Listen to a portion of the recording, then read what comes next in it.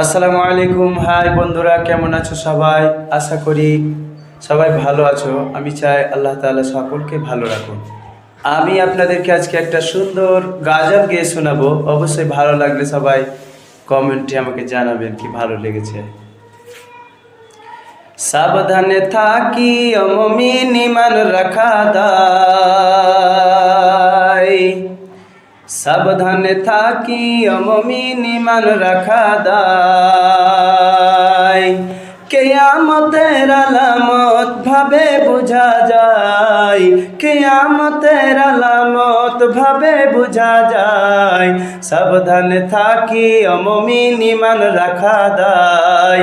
সাবধানে থাকি অমমিন ইমান রাখা দায়। কি লিখবো ভাই বাংলার বাণী,